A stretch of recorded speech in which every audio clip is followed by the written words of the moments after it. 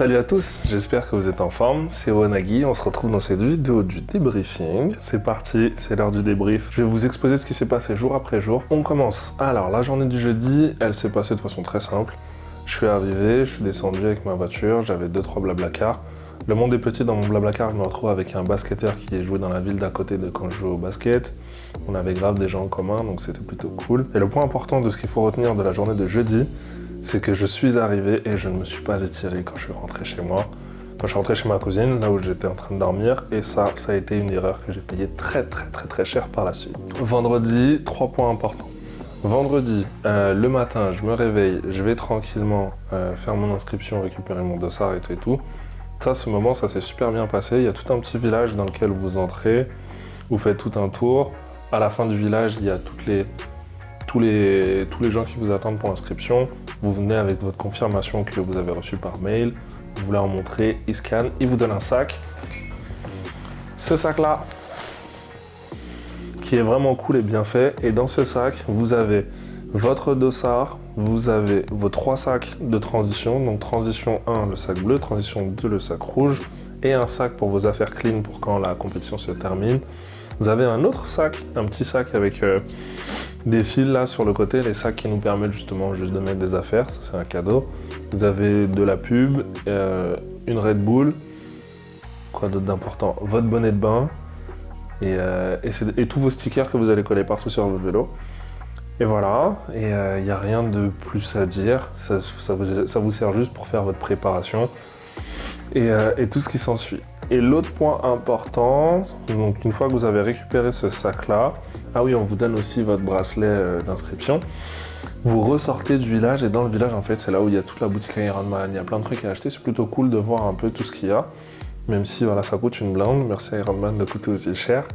Le label Ironman coûte cher, c'est normal, c'est du commerce. Donc on ressort, je ressors ce jour-là. Là on est à la mi-journée tranquillement. Et ensuite le deuxième point important, c'est que je suis parti faire j'ai rejoint Christelle et on est parti faire un petit repérage au lac de Pérol, histoire juste de voir comment ça se présentait. Et quand on est arrivé, en fait, tout était fermé, on ne pouvait pas accéder au lac.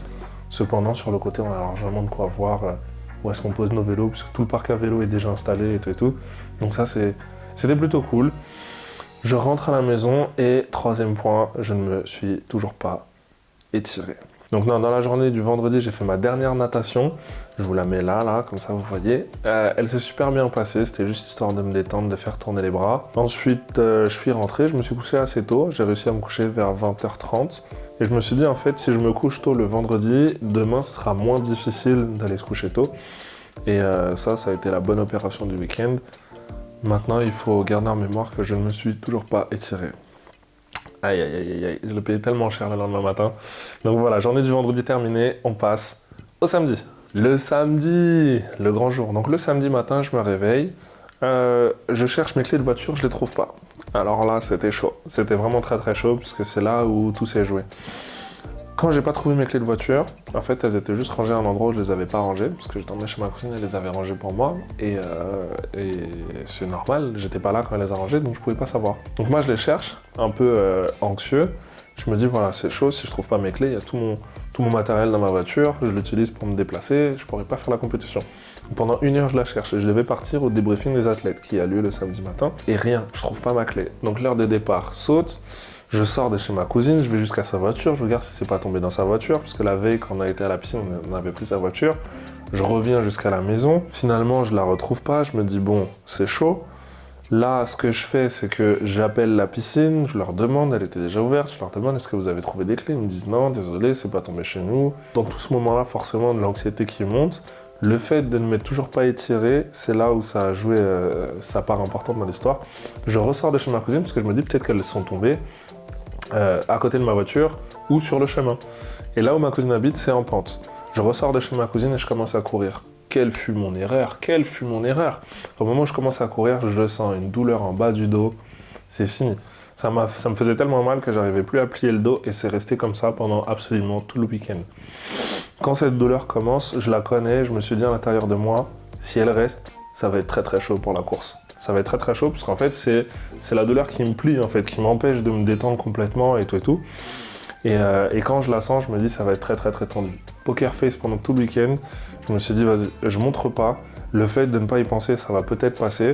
Maintenant, voilà, la douleur, elle était là, elle était bien présente. Carrément, j'ai dû aller acheter un patch à la pharmacie, un patch chaud pour essayer de détendre un peu le truc. Mais sinon, ça passait pas du tout. Et là, je me suis dit vraiment, j'aurais dû m'étirer parce que j'étais en train de le payer très très cher. Cet épisode se termine de la meilleure des façons. Je réveille ma cousine, elle me dit « Mais si, je sais où est-ce qu'elle est ta clé et tout, c'est moi qui l'ai rangée. » Donc finalement, j'ai réussi à retrouver ma clé. Mais le mal de dos, le mal était fait. Le mal de dos est bel et bien resté, lui. Donc je prends ma voiture, je fonce au débrief des athlètes et quand j'arrive, petit moment un peu cool pour moi, un peu flatteur, j'arrive devant la bénévole, parce que j'arrive avec une demi-heure de retard, et juste après, il y a le débriefing des pros.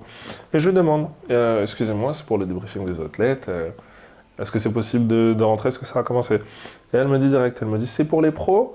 Et moi, je la regarde, je dis, ah, dans ma tête, je me dis, ah, trop cool. Ça doit être la taille, elle a dû se dire, vas-y, lui, ce mec-là, il est chaud. Mais en fait, pas du tout, gros débutant. Je lui ai dit, non, non, c'est pour les amateurs. Et là, il m'explique que voilà, ça fait déjà une demi-heure, donc il laisse plus rentrer des gens, ce qui est tout à fait normal. Heureusement que Christelle y était allée, et donc bah, j'ai juste attendu qu'elle finisse et elle m'a donné un peu tous les détails. Et ce moment du débrief des athlètes, franchement, c'est cool. Moi, j'aurais vraiment kiffé le faire. Finalement, bah, je l'ai pas fait, c'est pas grave. Comme on dit chez moi, si j'ai pas pu, c'est que peut-être que ça m'a évité d'autres problèmes, donc tant mieux que j'ai pu retrouver ma clé de voiture et que finalement tout se soit remis en ordre. Peut-être que ça m'a évité un accident, peut-être que ça m'a évité quelque chose, donc on dit toujours merci mon Dieu. Donc Christelle m'explique, c'est un moment où voilà, on nous a montré les dernières images du parcours, on leur a expliqué là où c'était le plus difficile, on leur a expliqué comment ne pas faire des erreurs si c'est la première fois. Parce qu'il y a des règles un peu spécifiques au triathlon, voilà, faut les connaître, faut faire attention, parce que sinon bah voilà, ça peut vous coûter la course et c'est dommage de mettre tout ça d'investissement de temps et sur une erreur que vous auriez pu éviter, voilà, ne pas finir votre course. Donc débrief des athlètes fini, ensuite avec Christelle, on part pour faire nos sacs de transition. Moi, je fais tous mes sacs de transition dans ma voiture, j'installe mes stickers et ensuite go au lac de Pérol pour aller d'abord go à la transition numéro 2 qui est dans Aix pour poser mon sac de transition numéro 2, donc le sac de course à pied dans lequel j'ai juste mis des chaussettes et des chaussures et absolument rien d'autre. J'ai laissé un gel au cas où, je me suis dit bon si j'ai plus de nutrition, mais en fait il y a tellement de ravito sur le vélo que en vrai j'en avais finalement même pas eu besoin. Donc mon sac est posé, go au lac de Pérol pour aller poser notre vélo et le sac de transition numéro 1. Une fois que ça a été fait, dans mon sac de transition numéro 1, j'avais pareil, chaussettes, casque, lunettes, nutrition et une petite serviette pour me sécher. Quand on rentre sur l'air pour poser nos sacs de transition, ce qu'il faut savoir, c'est que quand vous rentrez sur l'air pour poser votre sac de transition, vous êtes obligé de vous balader avec casque sur la tête et dossard apparent pour être reconnu. Et c'est plutôt cool, quand on arrive juste à l'entrée, il y a un mec qui nous le fait savoir en mode casse sur la tête, dossard apparent. On lui a dit waouh, mon général.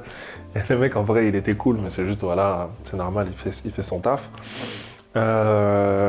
Tout ça s'est bien passé. Quand on se balade sur la haute transition, il y a un gars qui a lâché la meilleure punchline de tout le week-end. Il était juste derrière nous, il regarde tous les vélos et il dit waouh, il y a des bazookas, mais il y a aussi des pistolets à eau. Et quand il a dit ça, on s'est dit avec Christelle, waouh, bah voilà, c'est ça l'esprit du sud de la France, c'est ça qu'on est venu chercher. Et franchement, c'était cool. C'était bien marrant, sa punchline, elle m'est restée dans la tête. Et depuis, tous les gros vélos, pour moi, c'est des bazookas. Plutôt cool, parce que c'est là où vous allez croiser du monde, vous allez discuter avec du monde. Une fois que vous avez posé votre vélo, qu'on a posé notre vélo avec Christelle et qu'on a posé notre petit sac, on récupère notre puce, on sort de l'air, on récupère notre puce, qu'on va avoir notre puce de traçage. Et cette puce-là de traçage, ne la perdez pas, sinon c'est 50 € pour en acheter une autre. Et ça commence à faire cher le week-end. Donc on sort, on marche le long de la transition donc à l'envers, puisqu'on est sur le parc vélo et le lendemain matin, il faudra faire la natation, puis la transition, puis prendre le vélo. Là on marche à l'envers, donc on va jusqu'au lac pour voir. La transition est un peu longue, c'est une particularité de l'Ironman d'Aix-en-Provence, c'est qu'il y a un petit bout de chemin à courir qui fait environ 500-600 mètres. Et voilà, faut le savoir. Donc on le marche à l'envers, on arrive au niveau du lac. Je vous mets quelques images comme ça, vous voyez. On regarde, on voit un peu d'où sera donné le départ. On se rend compte un peu que dans l'eau, 1 km, ça paraît beaucoup plus grand que sur Terre. C'est plutôt bien délimité, vous avez des bouées, vous ne pouvez pas vous tromper. Et voilà. Donc à ce moment-là, on se rend compte de tout ça. On fait nos petites révisions, tout est dans la tête, c'est cool. Et voilà, finalement, on se laisse avec Christelle. Moi, je rentre de mon côté. Finalement, j'apprends de mes erreurs. Même s'il est trop tard, quand je rentre chez ma cousine, je m'étire. Je me mets du chaud dans le dos, j'avais des patchs et tout.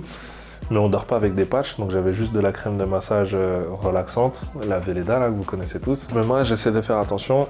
Et ça passe pas du tout, le mal de dos ne passe absolument pas du tout. Et ce que j'ai fait en fait, c'est que je me suis dit, j'y suis, de toute façon, toute cette aventure a été guidée par Dieu, donc je vais simplement lui demander qu'il me laisse. Et c'est ce que j'ai fait en fait. J'ai prié, je lui ai dit, écoute mon Dieu, la seule chose que je te demande s'il te plaît, c'est de demain, le mal de dos disparaisse le temps que je fasse la course, et après je laisse mon corps guérir, et je fais correctement mes étirements et tout et tout. J'ai prié du fond du cœur et j'ai été exaucé. Mais je vais vous raconter ça dans la journée de dimanche. Donc le samedi soir, je me couche pareil, j'essaie de me coucher assez tôt. J'ai reçu une vague immense de messages de soutien. Donc merci à tous parce que c'est de l'énergie pure et dure, d'amour, de love reçu et emmené avec moi le jour de course. Donc merci infiniment pour tout votre soutien. Ça m'a énormément touché, ça m'a fait beaucoup de bien. J'ai essayé de répondre à tout le monde. J'espère que j'ai réussi à répondre à tout le monde. S'il y a des gens à qui j'ai pas pu répondre, je suis vraiment désolé. Mais en tout cas, j'ai vu tous les messages et ils m'ont tous accompagné le jour de course. Donc, merci infiniment. Je me couche, je dors. Place à la journée du dimanche. La journée du dimanche, celle que vous attendez tous. Voilà comment elle s'est déroulée. On va essayer d'être bref, parce que sinon je vais me perdre en anecdotes. Et moi, étant une pipelette, on va pas y arriver. Donc la journée du dimanche démarre, je me réveille vers 4h des poussières, je mange, j'avais fait des spaghettis la veille, j'en avais fait plus exprès pour en avoir. Je mange mes spaghettis, le départ est donné qu'à 7h, je me réveille aussitôt justement juste pour avoir le temps de digérer. Je prépare toutes mes affaires, tout était en ordre, je finis de manger, je me mets en route, c'est cool. Finalement, grand optimiste que je suis, j'arrive, il reste à peine 20 minutes. Quand j'arrive à trouver une place et tout, je suis bien content parce que c'était bien galère vu qu'il y avait bien du monde. Mais finalement, à quelques encablures de là, je trouve une bonne place. Je sors avec toutes mes affaires, je vois que tout le monde est équipé. Moi, au lieu de m'équiper le matin chez moi, je me suis pas équipé, donc j'ai dû m'équiper à la va-vite. Je retrouve Christelle qui me dit « Mais Gilberto, il te reste encore ça et ça à faire ». Et je lui dis « T'inquiète, ça va aller ». Finalement, j'étais dans le speed. Donc je me speed pour aller poser ma nutrition sur mon vélo. Je reviens, il reste environ 10 minutes. Quand je reviens, vous avez votre puce, n'oubliez pas de la mettre. J'ai mis ma puce. Au niveau de ma cheville, je suis parti me cacher dans une aire de jeu, puisque à ce moment-là, il n'y a personne qui joue, vous inquiétez pas. Mais c'est juste que tous les retardataires, entre guillemets, comme moi, tous les last minute, il n'y a pas de vestiaire et les toilettes sont remplies vu que tout le monde y va. Donc on change comme on peut. La serviette autour de la taille, hop, hop, on se déshabille, on enfile la trifonction, on enfile la combinaison par-dessus. Je mets toutes mes affaires dans mon sac, je pose mon sac clean, puisque vous devez le poser à ce moment-là. Et là, c'est parti. Je vais sur le bord de plage, je rejoins Christelle qui était déjà prête avant moi. Ouais, elle est un peu plus prévoyante, mais bon, c'est pas grave. Finalement, je la revois avec ses parents et tout. Et à ce moment-là, elle me dit, n'oublie pas d'aller faire pipi si t'as besoin. Et je me dis, allez, go, j'y vais. J'enlève le haut de ma combinaison de nage, j'enlève le haut de ma trifonction. Bam, je casse la fermeture. La course n'a même pas commencé que le mec détruit déjà son matériel. Je casse la fermeture, mais c'était pas bien grave. Parce que finalement, en fait, moi, ma trifonction, elle s'arrête au niveau du bas des pecs. Et donc, ça fait que j'ai pas toute la fermeture cassée, tout ouvert, j'ai juste la fermeture baissée. Bon, bref, c'était pas un souci. Je me rhabille, on s'installe dans le sas 40 minutes. Et là, départ des pros, 7h. Il y a une grosse ambiance, il y avait grave du monde, c'était super cool. Départ des pros est donné, ils sortent de l'eau en 24 minutes. Départ des pros femmes, elles sortent de l'eau pareil en 24-25 minutes. Franchement, archi fort, c'est impressionnant de les voir nager. En plus, quand tu regardes leur Strava, eux, la ligne de nage, une belle ligne droite. Moi, ma ligne de nage, n'importe quoi. N'importe quoi, on dirait que je fais du drift en canoë et kayak, tellement ça va dans tous les sens. Je vous montre ça comme ça, vous voyez. Mais le départ est donné, mon SAS 40 minutes est lancé. Franchement, ambiance trop cool. Petite anecdote, il y a un mec qui l'a fait en slip de bain. Respect. Voilà, il y a des gens comme ça dans le monde, faut le savoir, ils sont juste archi chauds. Il l'a fait en slip de bain, il est sorti de l'eau à peu près en 38-39 minutes. Mais trop chaud le mec. Moi, mon départ est donné, je me jette à l'eau. Et là, c'est parti. On commence à nager et pour répondre à votre question de s'il y a une discipline qui a été un petit peu plus compliquée que les autres, je vais vous dire que c'est la natation. Pour la simple et bonne raison que la natation, c'est la seule discipline des trois que j'ai pas vécue en live. La natation en eau libre, c'est la seule. Et donc, ce qui fait que quand vous commencez à nager, faut tout prendre, les repères, les marques, il y a tout qui change. Parce que contrairement à la piscine où vous avez plein de repères, plein de marques sur lesquelles vous appuyez, là, il n'y a absolument rien et vous ne voyez pas à plus d'1 mètre de vous. C'est-à-dire la personne qui est à côté de vous, vous ne la voyez pas du tout. Donc j'installe ma nage, ça me prend un bon 300 mètres avant de me mettre dans le truc. J'ai voulu nager en 3 coups de bras, j'ai quasiment pas du tout réussi à le faire. J'ai nagé en 2, que en 2. J'ai dû brasser plusieurs fois pour histoire d'avoir le temps de me réinstaller, de correctement essayer de placer mon truc. Et au bout de ces 200-300 mètres, les 200-300 mètres, ils arrivent juste après un moment où j'ai dû brasser au moins, je sais pas, 3-4 fois d'affilée avant de trouver mon rythme. Une fois que mon rythme a été trouvé, hop, respiration tranquille. Il n'y a que pendant ces 200-300 mètres où je me suis dit, waouh, sortir de l'eau en 40 minutes, ça va être chaud. J'ai commencé à, on va pas dire à douter, mais je me suis dit, bon, on va remettre les choses en place, on va oublier tout ce qui est chrono et on va juste essayer d'aller jusqu'au bout. Une fois que ça c'est fait, vous respirez tranquillement, vous avez un bon échange gazeux au niveau de votre corps quand vous soufflez, quand vous sortez la tête de l'eau et c'est parti. On déroule. Comme je vous l'ai dit, hein, j'ai pas nagé droit du tout, mais bon, c'est pas grave. J'ai réussi à aller jusqu'au bout, faire mon demi-tour, à sortir de l'eau et là arrive le moment fatidique de savoir si je vais avoir mal au dos ou pas. Et grâce à Dieu, j'ai été exaucé. Donc je sors de l'eau, je tape dans la main des bénévoles, je commence à faire 3-4 pas pour courir. En plus, il y a une grande pente. Dès que vous sortez de l'eau, c'est direct une grande pente. Après, c'est les 500 mètres de plat pour l'escalaire de vélo. Je commence à mettre un pied devant l'autre, je vois que j'ai pas mal, je me suis dit merci mon Dieu. Et à partir de là, 100% de confiance pour aller jusqu'au bout de l'épreuve, je savais que j'allais finir. À ce moment-là, la confiance que j'avais, le capital confiance, le bien-être, je savais, il n'y avait plus aucun doute. Donc je commence à trottiner, je commence à courir, en même temps j'enlève la combinaison. Quand vous passez à côté des gens, ils vous encouragent, c'est vraiment super cool. Ce moment, il est trop juste, il est trop cool. Donc vous marchez, on trottine le long de la transition, on arrive au parc à vélo. Et là, 11 minutes de transition, me demandez pas pourquoi, je me suis fait griller des merguez, j'ai pris mon temps, j'ai discuté à droite, discuté à gauche. Bon, j'ai pas fait les merguez, j'avoue, mais c'est juste que j'ai simplement pris mon temps pour faire mes gestes, pour être sûr d'en oublier aucun. Et ce qui fait que finalement, je sors de l'air de transition en 11 minutes. Je me suis assis, j'ai attendu carrément, parce qu'il n'y avait pas beaucoup de place assise, et tout le monde se speed. Moi, j'ai attendu qu'il y ait une place qui se libère, je me suis posé, je suis reparti aux toilettes encore une fois et tout. J'ai calé ma nutrition, j'ai regardé si les gens autour de moi, tout allait bien. Franchement, je me suis vraiment pris à la cool. Je ferme mon petit sac, donc j'enlève toutes mes affaires de nage, je les mets dans mon sac, je ferme mon sac, je le rattache, je récupère mon vélo et c'est parti pour la course à pied. C'est parti, c'est parti pour le cyclisme et les 86 bornes de cyclisme qui étaient vraiment costauds et qui ont envoyé du lourd. Quand vous sortez de l'aire de transition de vélo, la première chose que vous voyez, c'est plein de bouteilles partout. Parce que sur le premier moment où vous essayez de vous nourrir, généralement vous faites tomber votre bouteille. Et moi, ça m'est arrivé aussi. On n'échappe pas à la règle, ça m'est arrivé aussi. Je suis à peine monté sur mon vélo au moment où j'attrape ma gourde pour commencer à boire, juste pour me délecter un petit peu, juste pour prendre ma première gorgée de nutrition. J'essaie de replacer ma gourde dans mon rack.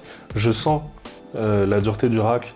Je me dis, vas-y, c'est bon, je la lâche. Je l'ai lâchée, boum, elle est tombée. En fait, elle était juste à côté. C'est pas grave, je me suis dit, c'est pas grave, ça ne sert à qu'une bouteille de plus ajoutée au nombre des nombreuses bouteilles qui attendent le retour de leurs propriétaires, qui ne reviendront jamais, qui se sont simplement dit, tant pis, on continue tout droit. La première partie du parcours à vélo a été plutôt plane. C'est là où vous voyez tous les bazookas en train d'envoyer du lourd. Après, dans les côtes, certes, ils envoient du lourd, mais bon, si vous avez un vélo de route, vous pouvez un peu moins rapidement vous faire distancer, on va dire. Dans ce moment-là, rien de particulier. Mon dossard était bien mis, on croise plusieurs fois l'arbitre. L'arbitre fait attention à ce qu'il n'y ait pas trop de drafting, mais en vrai de vrai, on est tellement que maintenir vraiment 15 mètres entre chaque vélo, c'est plutôt compliqué. On va dire qu'il y a plus un bon 5-10 mètres que 15. Mais pour le coup, tout le monde fait l'effort de ne pas rouler côte à côte, de ne pas être trop proche. Par contre, voilà, sur certains passages, quand il y a des virages, quand il y a des virages assez grands, quand on passe au niveau des ronds-points, quand on passe dans la ville, forcément, le groupe se resserre. Et là, moi, pour le coup, après, ce n'est que mon expérience, l'arbitre, je le trouve plutôt indulgent, parce que certes, il passe à côté de nous, mais il ne vient pas nous faire chier à nous dire « Ouais, mettez de l'espace entre vous ». Je pense que surtout pour les élites, ils doivent être super à cheval là-dessus. Mais pour nous qui ne sommes pas là pour faire un chrono, je pense ils réussissent à un petit peu lâcher. Par contre, il ne faut pas que ce soit abusé non plus. Si vous êtes genre collé un groupe de 15-20 et vous êtes collés les uns les autres, là, il va vous tomber dessus direct, que vous soyez élite ou pas. Et surtout quand il passe, il vérifie que vous avez bien votre puce au niveau de la cheville et votre dossard dans le dos apparent. Ça, il vous le dira direct si vous ne l'avez pas correctement placé. Votre casque sur la tête, bref, tous vos organes de sécurité. Sinon, pour le reste, plutôt cool. J'ai pas vu de sanctions ni de pénalités autour de moi, donc là-dessus, je peux dire que la course est super bien passée. On continue. Plusieurs cols à traverser. Je vous épargne la difficulté du parcours. Vous le savez, c'est un des parcours les plus compliqués de tous les Ironman qui se passent en France. Et le col de la Sainte-Victoire, ça a été une belle aventure. Ce qui s'est passé, c'est que quand j'arrive dans le col de la Sainte-Victoire, je mets mon vélo donc, en vitesse basse. Et à un moment, la pente était tellement abrupte que je me suis surpris à essayer de continuer à descendre les rapports. Et quand je me suis rendu compte que j'en avais plus, je me suis dit, ah ouais, costaud le col de la Sainte-Victoire. Et dans ces moments-là, il s'est passé plein de choses. J'ai croisé plein de monde. Il y avait des gens qui connaissaient déjà le parcours. Donc forcément, dans ce moment du col, là, vous vous retrouvez à rouler côte à côte avec des gens. Et on tombe sur un gars qui nous explique un peu, il nous dit « Ouais, vous inquiétez pas, là, il y a 200 mètres, ça monte un peu. Après, il y a un faux plat. Après, il y a re 200 mètres. » Il nous expliquait, et franchement, c'était plutôt cool de connaître. Forcément, c'est plus appréciable quand on sait un peu ce qui nous attend. Quand on sait pas trop, bah, on subit. Et ça fait partie du col. Autre anecdote du vélo, je me suis arrêté 2 fois pour faire pipi. La première fois, j'étais en train de rouler avec 2 gars qui étaient derrière moi depuis un petit moment. Et à un moment, ils me voient ralentir, ils passent à côté de moi, ils me disent « Bah alors, qu'est-ce qui se passe? Tu lâches un peu le pied ?» Et je leur dis « Non, en fait, j'ai grave envie d'aller aux toilettes et c'est compliqué, tu vois, je sais pas trop où m'arrêter. » Et ils me regardent et me disaient « Tu fais comme nous, hein, comme tous les triathlètes, on se fait dessus, ça va plus vite, pipi. » Et franchement, bah, j'ai pas réussi à passer le cap. Je suis désolé, j'ai fait le fragile. Je me suis arrêté, j'ai posé le vélo, j'ai fait pipi, j'ai pas réussi à psychologiquement, non, ça pouvait pas. Même si en vrai, en soi, ça change rien, parce que si vous faites pipi dessus, c'est une combinaison qui va dans l'eau, qui va partout. Ça s'évacue extrêmement rapidement. C'est pas comme si vous aviez l'odeur ou quoi que ce soit, que vous sentez rien. Parce que tout s'évacue très vite. C'est juste vous, et psychologiquement, est-ce que vous êtes capable de passer le cap? Moi, j'ai pas réussi. Donc ça, c'est bon. Qu'est-ce que j'ai vu d'autre? J'ai vu un gars qui s'est envoyé dans la falaise. Ça arrive, il faut faire attention. C'est des routes et des cols de montagne. Donc je crois qu'il a eu une panne mécanique, je crois qu'il a eu une panne de frein. Son frein prenait plus, il n'avait plus de frein. Et donc bah, dans la descente, ils sont envoyés tout droit dans la falaise et ils l'ont exporté, ils l'ont extirpé, extrait, ils l'ont extrait en hélicoptère. Qu'est-ce qui s'est passé de ouf aussi? Christelle a vu un malaise devant elle, ça, elle m'a expliqué à la fin de la course. Un mec était en train de pédaler, d'un seul coup, hop, malaise, bim, il est arrivé sur le bord de la route. J'ai discuté avec beaucoup de monde, les gens sont vraiment hyper cool. Moi, en soi, dans le parcours, la seule chose qui a été la plus difficile, c'est que je ne pouvais pas aller trop vite, parce que n'ayant pas un vélo à ma taille, c'était compliqué pour moi d'envoyer de la force. Je vous explique. En fait, sur ce vélo, je peux pas dérouler les jambes en entier, je peux pas les détendre en entière. Donc ce qui fait que je suis limité dans la force que je peux déployer. Quand je déploie trop de force, la fatigue musculaire se fait ressentir plus vite, et donc la sensation de crampe arrive aussi. Si j'avais un vélo qui me permettait de déplier les jambes, je pense que j'aurais pu envoyer beaucoup plus de force avant de sentir ce moment arriver. Dans tous les cas, pour tout le monde, il arrive. Quand vous n'êtes pas dans des conditions optimales, il arrive simplement plus vite. Et là, c'est ce qui s'est passé. D'un autre côté, je suis hyper content d'avoir eu ce vélo et qu'on me l'ait prêté, parce que sinon, j'aurais pas pu faire la compétition, puisque le prix des vélos, que ce soit d'occasion ou du neuf, je vous passe les détails, ça coûte super cher. Donc, c'était juste ça, le point pour moi technique que je pourrais corriger, c'est simplement d'avoir un vélo à ma taille pour pouvoir envoyer un petit peu plus de watts et un peu plus de puissance. Sinon, pour le reste, franchement, tout a été super agréable. La nutrition, à chaque ravito, je prenais une banane. C'était mon rituel. Chaque ravito, je prenais une banane, une bouteille d'eau et une bouteille de Gatorade. Il y avait aussi de l'énergie drink, mais ça, je suis pas fan, donc je préférais prendre de la Gatorade. Ce qui s'est passé, c'est qu'à un moment, moi, j'ai 2 positions derrière ma selle pour mettre des trucs. Je mets une bouteille d'eau, une Gatorade, je sors de la transition, il y a un dodan, je passe le dodan, les 2 tombent.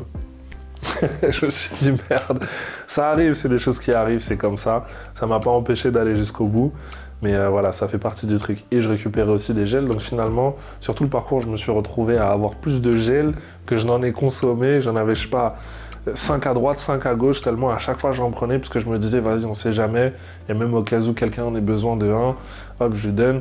Chaque fois, je demandais, quand je passais à côté de quelqu'un, que je voyais un peu dans le match, je disais, tu veux un gel? Des fois, il me disait, ouais, s'il te plaît, si t'en as un, hop, tu peux lui donner direct, bon, c'est plutôt cool. Il y a cette sensation d'entraide, il y a ce sentiment d'entraide, et voilà, c'est à peu près tout. Le parcours vélo se termine, on fait la descente du col de la Sainte-Victoire. Moi, dans les zigzags, alors là, je me suis dit, mes 100 kilos, là, je vais les rentabiliser. Position, inertie à mort. Je dépasse tous les gens qui m'avaient dépassé et c'est plutôt cool. Ensuite, j'arrive à la transition Aix-en-Provence, je pose mon vélo. Quand j'arrive dans l'aire de transition, je me rends compte de tous les vélos qui sont là. Je me suis dit, bon, le podium, c'est pas pour aujourd'hui, hein. Bon, heureusement, on n'était pas venu pour aller chercher ça. Je récupère mon petit sac, j'enlève mes chaussures de cycliste, je récupère mes baskets et hop. C'est parti pour la course à pied dans Aix-en-Provence. Tout s'est super bien passé. Démarrage de la course à pied, ça a été hyper vallonné. C'est un parcours vallonné, que ce soit sur le vélo ou la course à pied, c'est un parcours vallonné. Et moi, de mon côté, c'était 3 boucles de 7 km. Je me suis senti bien sur tout le parcours, juste voilà. J'ai réussi à maintenir un rythme de 10 km/h. Au début, quand vous sortez du vélo, c'est facile, vous êtes un peu anesthésié, vous avez une sensation de facilité.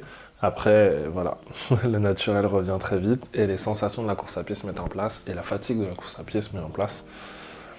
Je me suis nourri à toutes les transitions, j'en ai loupé aucune. À chaque fois, je prenais de l'eau, un gel, un bout de banane s'il y avait et après, j'enchaînais. Là, à ce moment-là, j'ai testé aussi les pâtes. Je me suis dit, voilà, les gels, ça faisait déjà pas mal de temps que j'étais dessus. On va tenter les pâtes. Et ça s'est bien passé, c'était plutôt cool, les pâtes de la marque Morten. Qu'est-ce qui s'est passé ensuite? Les gens sont très encourageants sur la course à pied, c'est vraiment cool. Forcément, votre dossard est apparent, vous repassez devant eux plusieurs fois. Donc, ils ont le temps, entre guillemets, de se lier à vous. Donc, les gens sont super encourageants.